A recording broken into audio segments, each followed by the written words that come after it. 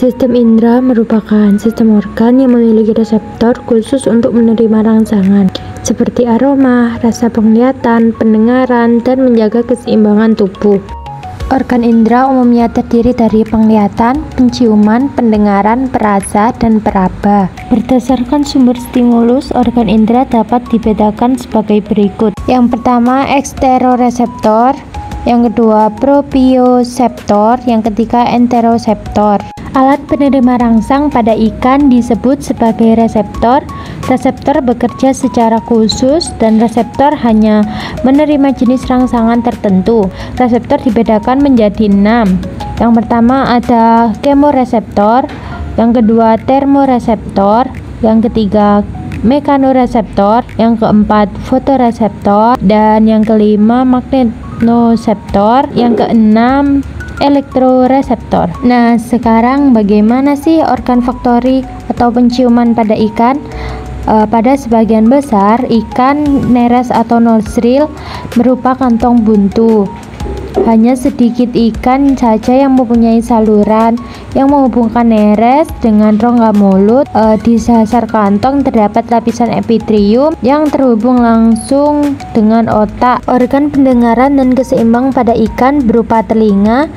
Telinga bagian dalam saja, tidak ada telinga bagian luar maupun bagian tengah. Karena tidak mempunyai gendang telinga, vibrasi yang diterima oleh ikan akan disampaikan oleh jaringan tubuh, terutama pada linea literalis ke telinga. Linea literalis merupakan organ sensoris pada ikan atau fungsinya serupa indera pendengar dan peraba pada manusia. Pada sistem linea literalis terdapat subsistem yaitu neuromas. Neuromas dapat merespon perubahan air secara langsung. Sistem syaraf di linea literalis ini akan membantu ikan menjadi lebih peka terhadap air. Ketika air masuk ke dalam lubang atau pori-pori dari ductus atau pembuluh darah, beberapa ikan juga dapat menggunakan linea literalis ini untuk mendeteksi tekanan air, sehingga dapat mengontrol gerakan ikan saat berenang. Di dalam telinga terdapat batu telinga atau otolit yang berfungsi sebagai organ keseimbangan.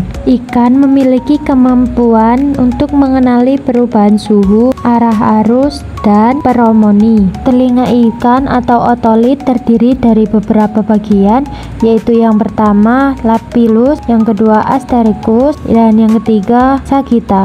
Sagitta adalah bagian otolit yang paling besar, dan otolit juga dapat digunakan untuk menentukan umur ikan. Kemudian ada struktur dari mata ikan. Struktur mata ikan pada dasarnya mirip dengan mata manusia.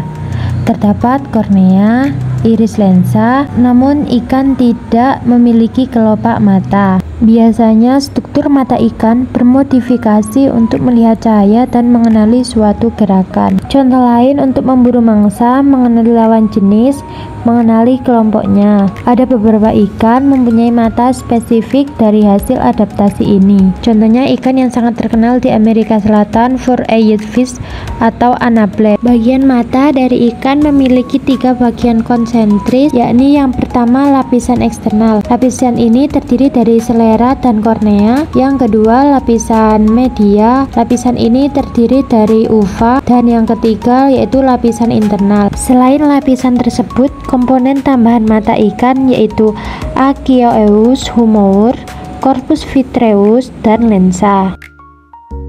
Nah, selanjutnya yaitu sistem indera moluska. Moluska adalah suatu filum hewan yang anggotanya memiliki ciri-ciri bertubuh lunak, tidak memiliki tulang belakang, dan sebagian besar memiliki struktur cangkang. Spesies yang masuk dalam filum moluska yaitu keong, siput, limpet, cumi-cumi, kerang gading, dan tiram. Selanjutnya yaitu kelas moluska terdiri dari 1. Gastropoda, yang memiliki ciri hewan berkaki berut, contohnya dari spesies Actina fulica atau bisa disebut dengan bekicot. Dan yang kedua yaitu dari kelas Cephalopoda, yang memiliki ciri hewan yang kakinya 3 kepala, contohnya yaitu dari spesies Loligo sp atau bisa disebut dengan cumi-cumi. Dan yang ketiga yaitu Pelecypoda, bisa disebut juga bivalvia, lapisan naga sebagai penghasil mutiara dari spesies Pictada maxima atau kerang mutiara. Dan yang keempat yaitu Apineura, contohnya dari spesies Chiton sp. Dan yang kelima, Cechaopoda yang memiliki ciri cangkang seperti trompet, contohnya yaitu Dendalium vulgaria atau kerang gading. Gastropoda merupakan hewan bertubuh lunak yang menggunakan otot perutnya untuk berjalan karena terdapat kelenjar penghasil lendir pada kaki bagian depan untuk memudahkannya pada saat berjalan.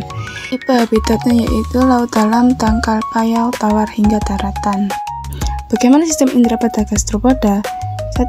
Sifon berfungsi untuk mengambil udara atau oksigen dari permukaan air dalam proses pernapasan, sedangkan pada keong dan siput darat, proses pernapasan umumnya melalui permukaan mantel atau pneumastom.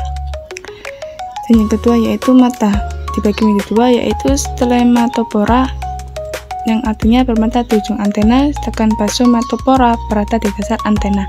Antena sendiri dimanfaatkan sebagai alat peraba dan deteksi terhadap sekitar ketika keong dan siput merayap menggunakan kaki. Dan yang ketiga yaitu gigi atau radula berfungsi untuk mengerut, mengikis, atau memotong ketika sedang makan.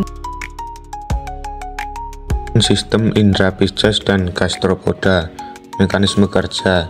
Ikan mempunyai garis lateral atau linea lateralis yang memungkinkan mereka merasakan getaran dan perubahan tekanan air, indera pendengaran, penglihatan, penciuman, pengecapan, dan bahkan sentuhan. Mekanisme ini membantu ikan dalam berbagai kegiatan seperti mencari makan, menghindari predator, berinteraksi dengan sesama, dan merasakan perubahan lingkungan. Selanjutnya, siput.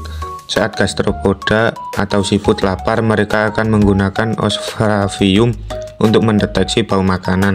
Setelah mendeteksi bau makanan, mereka akan bergerak menuju sumber makanan dan menggunakan tentakel untuk meraih makanan tersebut. Selanjutnya, studi kasus. Antena pada siput berfungsi sebagai indera peraba dan bau yang hanya dimiliki oleh spesies yang berasal dari filum moluska, contohnya bekicot. Garis lateral atau linea lateralis berfungsi sebagai sensoring atau deteksi adanya getaran predator dan perubahan tekanan air.